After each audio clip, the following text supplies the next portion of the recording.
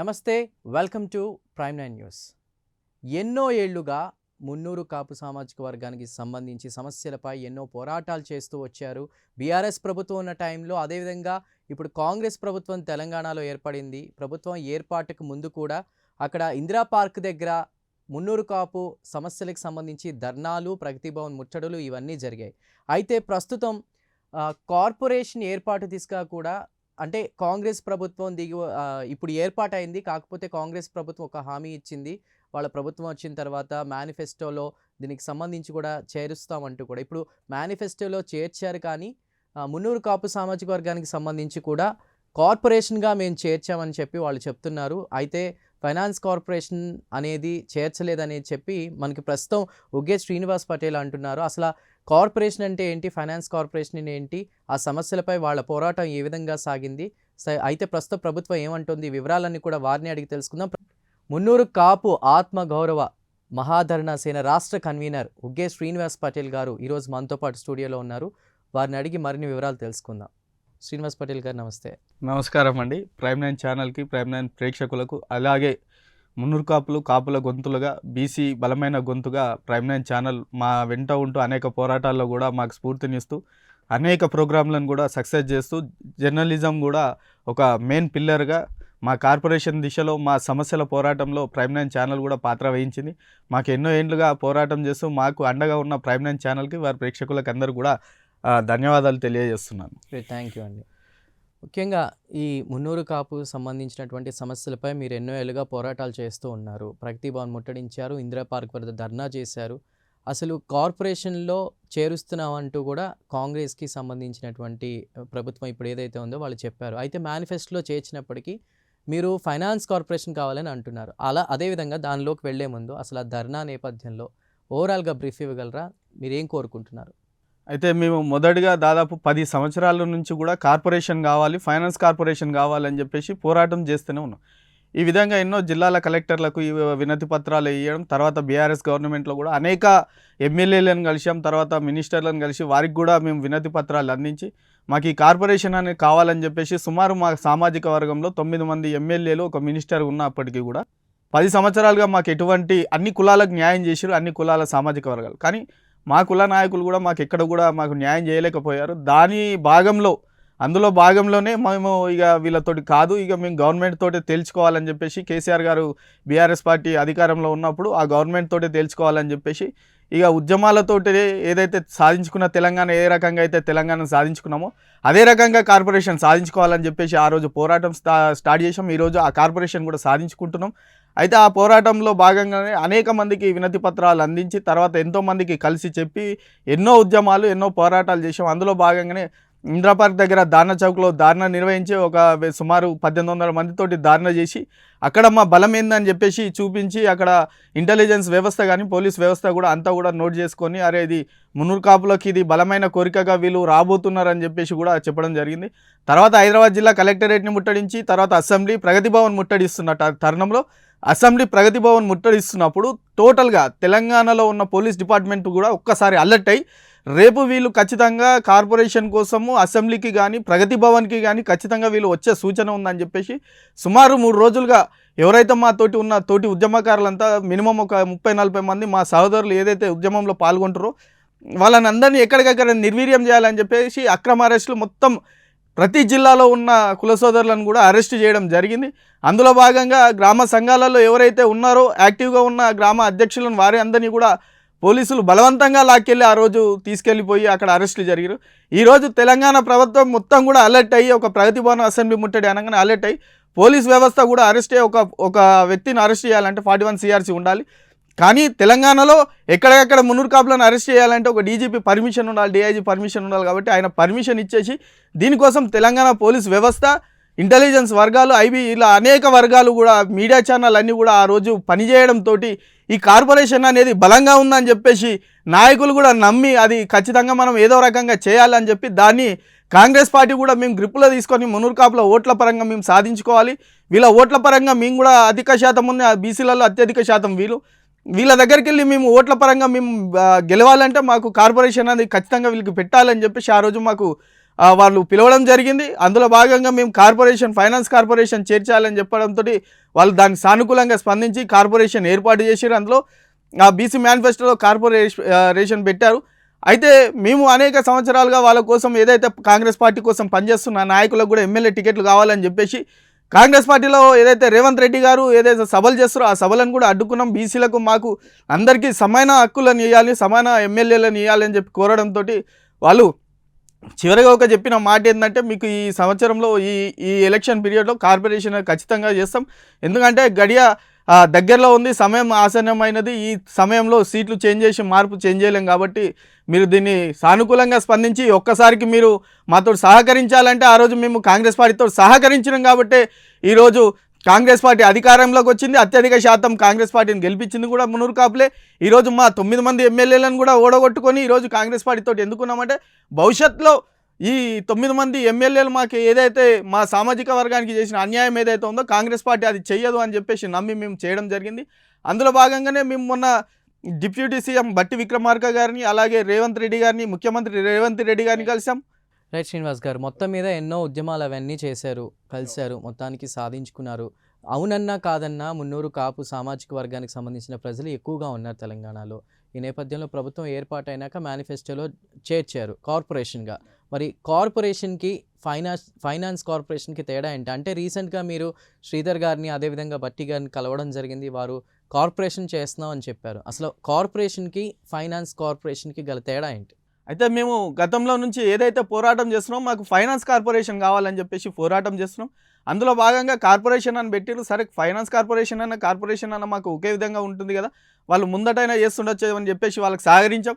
తర్వాత ఏదైతే బట్టి విక్రమార్క గారిని, డిప్యూటీ సీఎం గారిని, ఐటీ మినిస్టర్ని శ్రీధర్ బాబు గారిని కలిసినప్పుడు వారు మాకు తెల్లంగా చెప్పింది ఏంటంటే కార్పొరేషన్ చేస్తాం, ఫైనాన్స్ కార్పొరేషన్ చేయమని అంటున్నారు.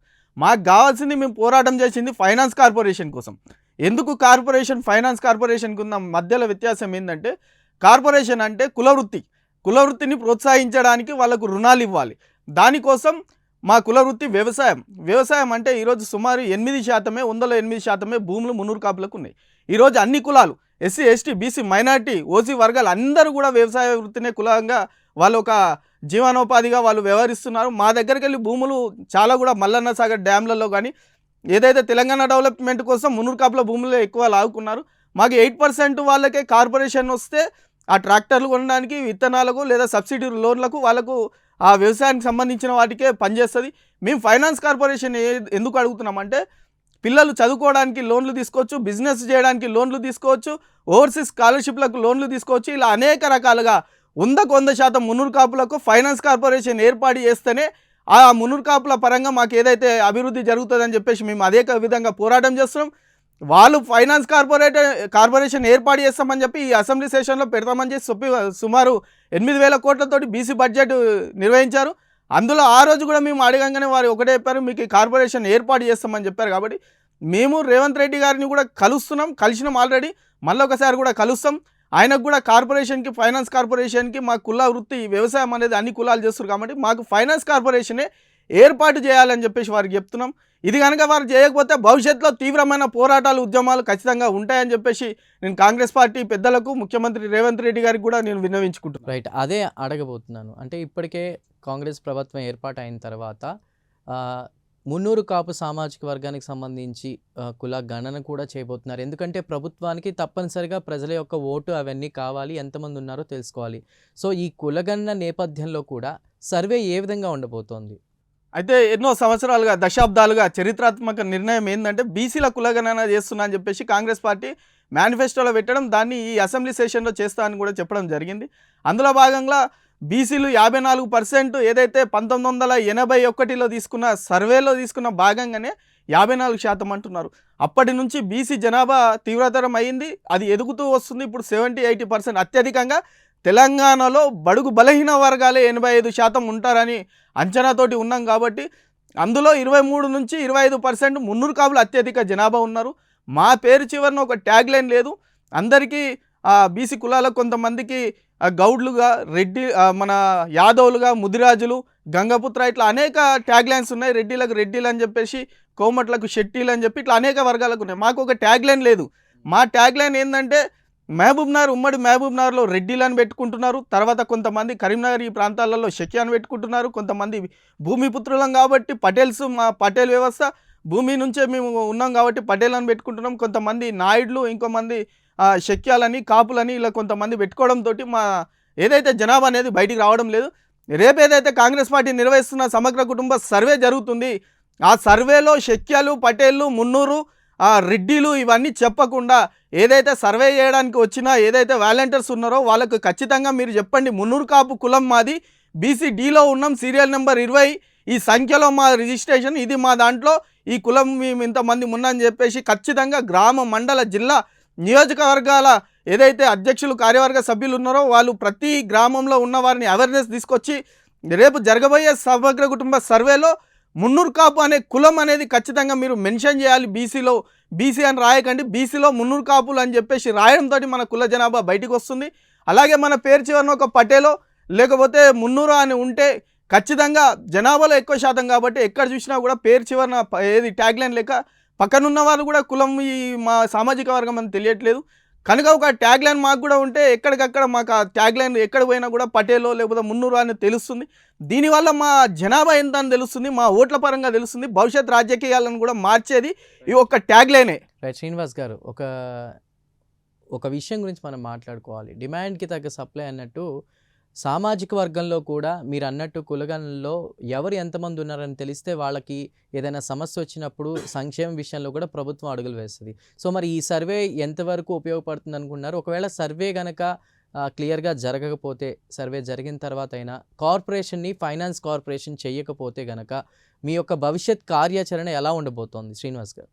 అయితే సుమారుగా బీసీలు 54% అన్నా కూడా నిన్న ఏదైతే బడ్జెట్ రిలీజ్ చేసిందో సుమారు 2,75,000 కోట్లతోటి బీసీ అది తెలంగాణ ప్రభుత్వం ఒక బడ్జెట్ని తీసుకురావడం జరిగింది. అందులో 54% ఉన్న బీసీలు ఏ రకంగా అంటే 54 అంటే సుమారు 1,50,000 కోట్ల బడ్జెట్ వీళ్ళు పన్నుల రూపంలో, కరెంటు బిల్లు, ఏదైతే ట్యాక్సుల రూపంలో అనేక విషయాలలో గవర్నమెంట్కి చెల్లిస్తేనే ఈరోజు ఆ 1,50,000 కోట్లు ఎవరివి అంటే బీసీలే అవి. ఈరోజు మరి ఆ బడ్జెట్లో బీసీలకు ఎంత కేటాయిస్తున్నారంటే గతంలో ఉన్న ప్రభుత్వం సుమారు 5,500 కోట్లు అని చెప్పి బీసీ బడ్జెట్లో కేటాయించడం సిగ్గుచేటు. ఆ బడ్జెట్లో కూడా బీసీలకు సరైన న్యాయం జరగలేదు. తర్వాత ఈ నిన్న కాంగ్రెస్ ప్రభుత్వం కూడా 8,000 కోట్లు అన్నది. ఆ కాంగ్రెస్ ప్రభుత్వం కూడా ఇచ్చిన మాటను కూడా తప్పింది. ఎందుకంటే సుమారు 1,00,000 కోట్లతోటి బీసీల అభివృద్ధి చేస్తా అని చెప్పేసి చెప్పడం జరిగింది. ఆ బీసీల అభివృద్ధిలో భాగంగా సంవత్సరానికి 20,000 కోట్లను మేము ఇస్తామని చెప్పేసి బడ్జెట్లో ప్రవేశపెడతామని చెప్పేసి అన్నారు. కానీ ఆ బడ్జెట్లో కూడా నిన్న 8,000 కోట్లు అని చెప్పేసి మొండి చేయ బీసీలకు దక్కించింది.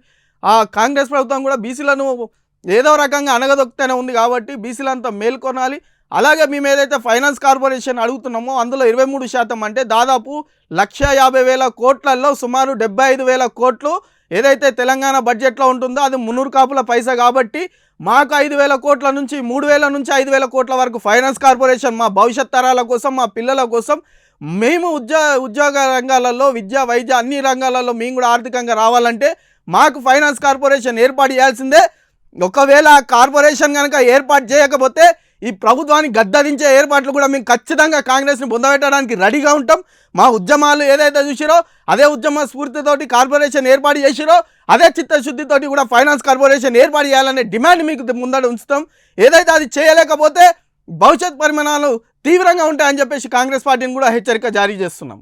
రైట్ శ్రీనివాస్ గారు, రాజకీయంగా, సామాజికంగా, ఆర్థికంగా కూడా ఎదగాలి ప్రతి ఒక్క మనిషి. ఇక మీ సామాజిక వర్గానికి సంబంధించి రాజకీయంగా మనం కనుక చూసుకుంటే రెడ్డి వర్సెస్ కాపు. సో రెడ్డి సామాజిక వర్గం సంబంధించి అందరూ ఎమ్మెల్యేలుగా ప్రభుత్వ ఏర్పాటు దిశగా ప్రయత్నాలు చేస్తుంటే కాపు సామాజిక వర్గానికి సంబంధించి, మున్నూరు కాపు సామాజిక వర్గానికి సంబంధించి ఎందుకు ప్రభుత్వం ఏర్పాటు చేయలేకపోతున్నారు? ఇంత సామాజికంగా ఇంత ఎక్కువ మంది ఉన్నప్పటికీ కూడా ఎందుకు వాళ్ళు ప్రభుత్వాన్ని ఏర్పాటు చేయలేకపోతున్నారు? మీ ఐడియాలజీ ఏంటి? ఇది ఖచ్చితంగా తెలంగాణలో ఉన్న బీసీలు, ఆంధ్రలో ఉన్న కాపు వర్గాలు, కాపు సామాజిక వర్గాలు, మున్నూరు కాపు సామాజిక వర్గాలు, హిందుత్వం అని పోరాటం చేసేవారు, సెక్యులరిజం వాళ్ళు, బహుజనవాదం వాళ్ళు, వీళ్ళందరూ కూడా ఈ ఖచ్చితమైన నిర్ణయాన్ని ఒక్కసారి వినండి. ఏదైతే రెడ్డిలు, శూద్రులు, ఆ శూద్ర వర్ణానికి చెందిన వారే బీసీలు, రెడ్లు అంతా కూడా శూద్రులు, వీళ్ళంతా ఒకటే వర్గం. కానీ ఏదైతే పార్లమెంట్లో కూడా నేను ఒక శూద్రుని కాబట్టే నా మీద వివక్ష చూపిస్తారని చెప్పేసి రేవంత్ రెడ్డి మొన్న ఒక స్టేట్మెంట్ కూడా పార్లమెంట్లో ఇష్యూ చేయడం జరిగింది. అంటే శూద్రవర్ణంలో జరిగిన ఏదైతే రెడ్లు బీసీలు అంతా కూడా శూద్రవర్ణానికి చెందిన వాళ్ళు.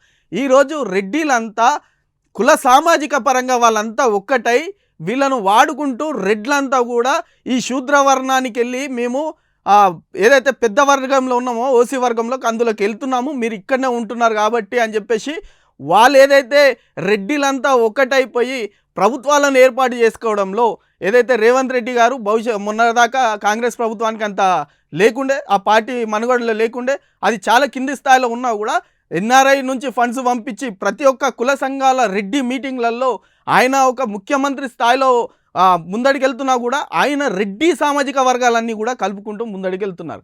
మరి ఈ బీసీ సామాజిక వర్గాలలో మున్నూరు కాపులు కూడా చాలా బలమైన శక్తివంతమైన సామాజిక వర్గాలు తెలంగాణ ఆంధ్రప్రదేశ్లో.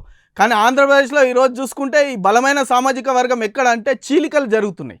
చీలికలు జరిగి పవన్ కళ్యాణ్ లాంటి ఒక గొప్ప లీడర్ని ఈరోజు కోల్పోవడం జరుగుతుంది. కాబట్టి తెలంగాణలో ఏదైతే మున్నూరు కాపులు బీసీ సామాజిక వర్గంలో బలమైన శక్తులుగా ఉన్నారో ఈ శూద్ర వర్ణాలన్నీ కూడా ఒకటే, బహుజనవాదం, హిందుత్వము, ఏదైతే సెక్యులరిజం ఇవన్నీ పక్కన పెట్టి కులాల సామాజిక వర్గంగా ఏదైతే రెడ్డిలు ఏదైతే వాళ్ళు ఏదైతే క్రియేట్ చేసి ఒక సామాజిక వర్గాన్ని ముందర తీసుకెళ్తారో మా సామాజిక వర్గం కూడా ముందర తీసుకెళ్లాలన్న ఆలోచన ఖచ్చితంగా అందరిలో ఒక్కటై ఎవరు పాలించినా కాపువాడే పాలించాలని చెప్పేసి ఒక ఆలోచన ఖచ్చితంగా రావాలి.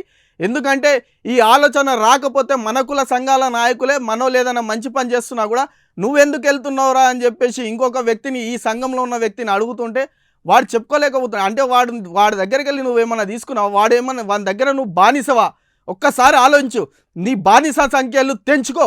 నువ్వు ఒక స్వేచ్ఛగా స్వతంత్రంగా మాట్లాడే హక్కుగా ఏదైతే డాక్టర్ బిఆర్ అంబేద్కర్ ఇచ్చిన రాజ్యాంగంలో ఇచ్చిన హక్కులు ఏదైతే ప్రాథమిక హక్కులు ఉన్నాయో అవి నీ స్వేచ్ఛ కోసం ఇచ్చినాయి. బానిస సంఖ్యలు తెంపుకొని ఎవరు మంచిగా పనిచేస్తున్నారో వాళ్ళతోటి కాపు సామాజిక వర్గం నిలబడాలి. ఖచ్చితంగా ఏదైతే ఆంధ్రలో కాపు సామాజిక వర్గంలో ఉన్న పవన్ కళ్యాణ్ ఏ రకంగా ముందుకు పోతారో ఆంధ్ర ప్రాంతం అంతా కూడా అన్ని కాపు సామాజిక వర్గాలు ఒక్కటిగా సమిష్టిగా రేపు పనిచేయాల్సిన అవసరం కూడా ఎంతైనా ఉందని చెప్పేసి ఈ సామాజిక వర్గాలకు ఖచ్చితంగా హెచ్చరిస్తున్నా. మీరు గనక బానిస సంఖ్యలు తెంపకపోతే మీ పిల్లలు, మీ తాతలు, తండ్రులు అందరూ కూడా బానిసలుగా మిగిల్చారు. ఇప్పుడు మీ పిల్లలు, మీ తరాలను కూడా మీరు బానిసలుగా మిగిల్చబోతున్నారు. కాబట్టి ఇది ఒక్కసారి ఆలోచన చేసి కాపు సామాజిక వర్గాలు తెలంగాణ ఆంధ్ర ప్రాంతాలలో ఖచ్చితంగా జెండా ఎగరవేసే విధంగా రాజ్యాధికారం సాధించే దిశగా ముందడికెళ్ళాలని కోరుకుంటున్నాను. రైట్. మొత్తం మీద ఎంత ఎక్కువ మంది ఉన్నప్పటికీ విషయం కాదు, ఎంత ఎఫెక్టివ్గా మనం ఉన్నదనే విషయం అనేది మీరు చెప్తున్నారు. సో ఏదేమైనప్పటికీ కూడా మీరు ఇంకా ఏమైనా చెప్పాలనుకుంటున్నారా? అంటే ప్రభుత్వం కనుక ఫైనాన్స్ కార్పొరేషన్ ఏర్పాటు చేయకపోతే మీరు ఎలాంటి పనులతో ముందుకు వెళ్ళబోతున్నారు? గతంలోనే ఉద్యమాలు అవన్నీ కూడా చేశారు, ప్రగతి భవన్ ముట్టడించారు. మరి ఇప్పుడు కాంగ్రెస్ ప్రభుత్వం కనుక మాట తప్పితే మీరు ఏం చేయబోతున్నారు? ప్రజలకు ఏం చెప్పాలనుకుంటున్నారు? ఇది ఏదైతే ఇన్ని రోజులు మనం ఏదైతే 85 సంవత్సరాలుగా స్వతంత్రం వచ్చినప్పటి నుంచి చూస్తుంటే మున్నూరు కాపులు కానీ ఎప్పుడు కూడా కాపు సామాజిక వర్గాలు బానిసలుగా ఎక్కడ పోరాడే తత్వం లేకుండా రాజకీయ నాయకులకు జోకుడు, లేకపోతే వాళ్ళ కింద ఏదో వాళ్ళు ఎసిరేసిన వెంగిలి బొక్కల కోసం అనే తాపత్రయం పడుతున్న కొంతమంది కుల సంఘాల నాయకులకు, అలాగే కులంలో ఉన్న అలాంటి జోకుడుగాళ్ళకు బంద్ చేసి మీరు ఏదైతే ఒక టార్గెట్ తీసుకోండి, మీరు ఒక ఎమ్మెల్యేలుగా, మీరు ఒక ఎంపీలుగా ముందడికి వచ్చే విధంగా మీరు రాజ్యాధికారంలోకి రావాలి. పోరాడే తత్వం మీరు ఖచ్చితంగా అలవాటు పరుచుకోవాలి. ఎవరు తప్పు చేసినా, అన్యాయం చేసినా వారిని ప్రశ్నించాలి, ఎదిరించాలి, పోరాటం చేయాలి. ఆ పోరాటాల వల్లనే మొన్నటిదాకా ఏదైతే జరిగిందో 10 ఏళ్ల సంధి చూస్తున్నాం. ఎక్కడ కూడా మనం పోరాటం చేయకముందుకు మనకు ఎటువంటి జరగలేదు. ఈ సుమారు 8 నెలల సంధి చేస్తున్న పోరాటం వల్లనే ఈరోజు కార్పొరేషన్ సాధించుకుంటున్నాం. అలాగే ఫైనాన్స్ కార్పొరేషన్ కూడా ఏర్పాటు చేసుకుంటాం. అది ఆపే ప్రసక్తే లేదు. అది వచ్చే వరకు మేము పోరాటం చేస్తూనే ఉంటాం. మీ అందరి సహకారాలు కూడా అందరు ఉంటాయని చెప్పేసి నేను కోరుకుంటున్నా. అలాగే బీఆర్ఎస్, కాంగ్రెస్, బీజేపీ ఈ ప్రభుత్వాలన్నీ కూడా ఏవైతే రేపు ఎంపీ ఎలక్షన్లలో, పార్లమెంట్ ఎలక్షన్లలో ఖచ్చితంగా బీజేపీలో బండి సంజయ్, ధర్మపురి అరవింద్కి స్థానం కల్పించారు. ఈసారి వాళ్ళతో పాటు ఇంకా కొంతమందికి మున్నూరు కాపులకు స్థానం కల్పించాలి. అలాగే జనసేనతోటి అలయన్స్ పెట్టుకొని ఇక్కడ బీజేపీ ఏదైతే మాకు కొన్ని సీట్లు జనసేనలో ఇచ్చి బీజేపీ తెలంగాణలో ఏ రకంగా అవుతుందో రేపు జనసేనకు కూడా ఇక్కడ అలయన్స్ పెట్టుకొని 3 స్థానాలు లేకపోతే 4 స్థానాలలో ఇక్కడ స్థానం కల్పించి ఎంపీ స్థానాలకు పంపించాలి. అలాగే కాంగ్రెస్ పార్టీలో బీసీలకు ఇస్తా అన్న 973 పదవులు ఏదైతే నామినేటెడ్ పదవులు ఇస్తా అన్నారో అందులో ఎమ్మెల్సీలు కానీ ఎంపీలు కానీ ఖచ్చితంగా మాకు మొన్నటి వరకు ఎమ్మెల్యే టికెట్లలో అన్యాయం జరిగింది. ఈ ఎంపీ ఎలక్షన్లలో మాకు ఖచ్చితంగా ఒక్కొక్క పార్టీ సుమారు 3 నుంచి 4 టికెట్లు ఇవ్వాలని మేము కోరుతున్నాం. కాంగ్రెస్ పార్టీ ఏదైతే అత్యధిక శాతం బీసీలకు కేటాయిస్తామన్న సీట్లలో రాజ్యాధికారంలో నామినేటెడ్లలో మా బీసీలకు కూడా ఇస్తా అన్నారు కాబట్టి 23% ఉన్న మున్నూరు కాపులకు ఎమ్మెల్సీలు కానీ కార్పొరేషన్లు చైర్మన్లు కానీ టీఎస్ఆర్టీసీ చైర్మన్లు కానీ ఇలాంటి అనేక చైర్మన్లు కూడా ఉంటాయి కాబట్టి వాటన్నిటికి సంబంధించిన దాంట్లో మాకు కూడా స్థానం ఖచ్చితంగా ఇస్తారని ఆశిస్తున్నాం. అది జరగకపోతే మళ్ళీ మీకు మనగడ ఉందని చెప్పేసి పార్టీలకు కూడా హెచ్చరిస్తాం. రాబోయేది కాపు సామాజిక వర్గం నుంచే బలమైన నాయకులు. రేపు 28 ఎలక్షన్లో ముఖ్యమంత్రి అయ్యే అభ్యర్థి కూడా తెలంగాణలో కాపు సామాజిక వర్గమే. రేపు 24లో జరుగుతున్న ఏదైతే ఆంధ్రప్రదేశ్లో ఉందో దాన్ని కూడా మేము ఖచ్చితంగా వర్క్ చేసి పవన్ కళ్యాణ్ లాంటి వాళ్ళను ఖచ్చితంగా సీఎం స్థానానికి తీసుకుపోతామని చెప్పేసి ఈ సభాముఖంగా తెలియజేస్తున్నాను. రైట్ శ్రీనివాస్ గారు, థ్యాంక్ యూ. సామాజికంగా ఎక్కువగా ఉన్నటువంటి మున్నూరు కాపు సామాజిక వర్గానికి సంబంధించి రాజకీయంగా ఆర్థికంగా కూడా వాళ్ళు ముందుకు రావాలి, ఎదగాలి. ఎన్నో సమస్యలపై వాళ్ళు గతంలో పోరాటం చేశారు, ఇప్పటికీ చేస్తున్నారు. మేనిఫెస్టోలో కార్పొరేషన్గా పెట్టారు, దాన్ని ఫైనాన్స్ కార్పొరేషన్గా చేర్చాలంటూ కూడా చెప్తున్నారు. ఇక కాంగ్రెస్ ప్రభుత్వం కుల గణన కూడా చేయబోతోంది. దీనికి సంబంధించి కూడా సరైన నిర్ణయాలు తీసుకోవాలని ఉగ్గే శ్రీనివాస్ పటేల్ గారు చెప్తున్నటువంటి పరిస్థితి. Keep watching prime 9 news.